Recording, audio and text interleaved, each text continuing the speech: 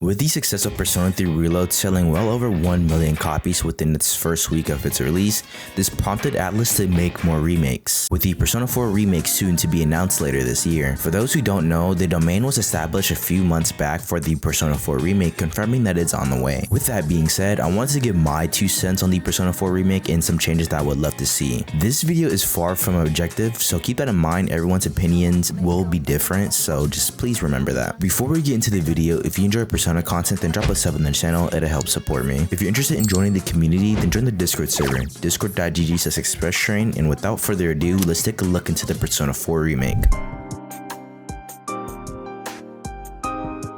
Quality of life changes are what remakes are generally made for, whether they're upscale textures or adjusting the gameplay to be smoother and more enjoyable. Persona 4 took the blueprint of the original Persona 3 and made it into the modern one-more system that we know and love today. With that being said, Persona 3 Reload made a lot of good changes and set the new standard for content within ATLUS games. One of the changes I wanted to discuss in this video is the fully voiced social links. I am a huge fan of the social link system in the Persona games, and hearing them fully voiced just makes the experience so much better. Metaphor ReFantazio unfortunately couldn't capitalize on the fully voiced social links, but Persona 3 Reload did, and they did an amazing job at it. It makes the stories of the characters so much more immersing and personally prevents me from wanting to skip through their social links. Even though I'm on a New Game Plus run for Persona 3 Reload, I am still reading through these stories and letting them play out. It was really hard for me to fully pay attention to every social link in Persona 5 Royal because they weren't fully voiced, but the changes in Reload made it much easier to follow along. I know this is a small personal gripe, but voice acting goes a long way in these games. On the topic of social links, Persona 3 Reload introduced linked episodes, which are hangout events with the main party members that is separate from social links. I hope ATLUS do add linked episodes within the Persona 4 remake because characters like Shinji in Persona 3 Reload got a lot more character development through the linked episodes. Persona 4 is known to have the best character cast in the Persona franchise, so just imagine them having linked episodes and being able to get more character development. Even as I'm recording this video, this sounds like an absolute dream come true. This would be amazing if ATLUS could implement this, so let's hope that they do. Anyways, let's move on to the gameplay changes that I would love to see in Persona 4 remake. Persona 3 Reload brought a few gameplay changes to the core gameplay of Tartarus, which is Theurgies, Monad doors, and the change of dungeon design. I'm not against the idea of the Persona 4 remake having something equivalent to a Theurgy or a Showtime attack in this case, but having them balance is a whole nother conversation. Now, of course, they could come up with a more unique mechanic for the gameplay, such as the extra system that were added in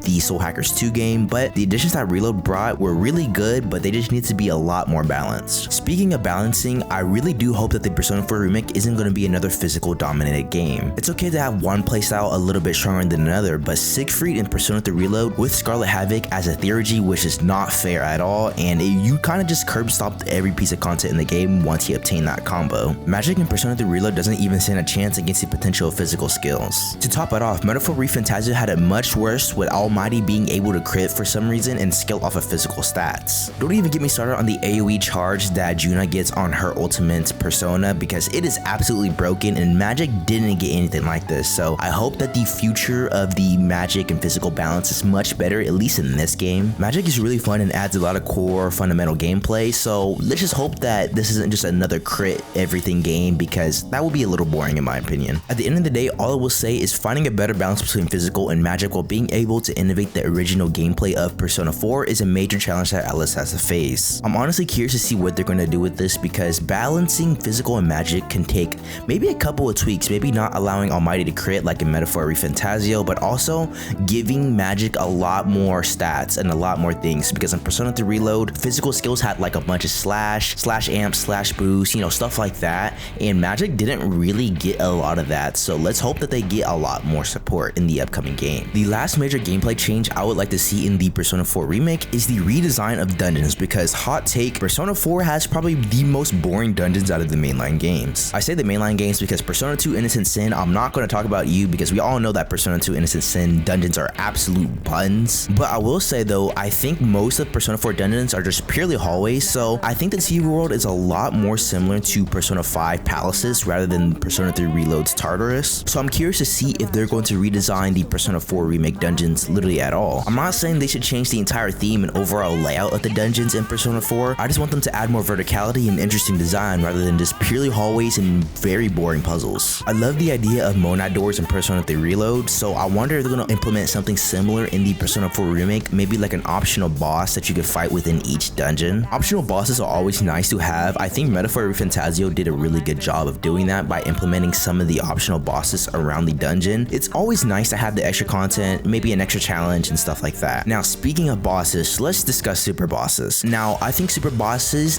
that they did the best in is Shin Megami Tensei 5 Vengeance. Most of the super bosses in SMT5 are pretty challenging, but also fairly balanced and aren't really that annoying, I'm going to be honest. I think Heartless Joker was probably the most annoying super boss I have ever fought in my life, and I think they should make super bosses less more of like a rule book and just make it more fun mechanics, because Joker saying that he's a fun boss is, I think you're just lying, you know. That's just my opinion. Yep, aside, I think Joker did have some pretty fun mechanics, but him being a purely rule book boss just wasn't that fun. So I think they should look at Shin Megami Tensei 5 Vengeance and look at the super bosses that they made for that game and try to implement it into Persona 4, or at least try to change up some of the things if they're going to add more super bosses. And the final thing I want to talk about is DLC. Now, this is one that a lot of people are going to question, because some people are saying that Marie and the entire golden content for Persona 4 will be DLC for the game. In my opinion, I don't think that will be the case, because similar to Persona 5 Royal, a lot of Marie and her dungeons was implemented directly into the game rather than like an extra expansion like Persona 3 Reload's episode Aegis. So as for DLCs, I just think they should do the standard, oh yeah, here's your couple Persona DLC, digital art books, stuff like that. I don't think there should be like crazy expansion pass DLC unless they want to add a lot more to the game. I really don't think that DLC should really be a thing to begin with, but you know what, an expansion pass will be okay if they do add more content. But I think Persona 4 Remake should have the Persona 4 Golden script, which will include Marie, so there's no need for an expansion pass at all. Now, we all know that DLC will be a thing because Persona 3 Reload's episode Aegis sold very well, even though it's rated absolutely miserable on Steam. So I don't know what the player base are thinking. I'm a part of the people that bought the DLC, so I'm not really want to talk. But anyways, the Persona 4 Remake has a lot going for it, and I'm excited to see the final product. That being said, let me know what you guys think in the comment section, whether you think the changes I suggested are good, bad, maybe you don't like them at all, or you prefer different changes. Thank you guys so much for reaching this far in the video. If you enjoy Persona content, then feel free to drop a sub on the channel. It'll be much appreciated. If you're interested in joining the community, then feel free to join the Discord server in the description link below, discord.gg/expresstrain. Thank you guys so much for watching again, and I'll see you guys in the next video. Move your lips.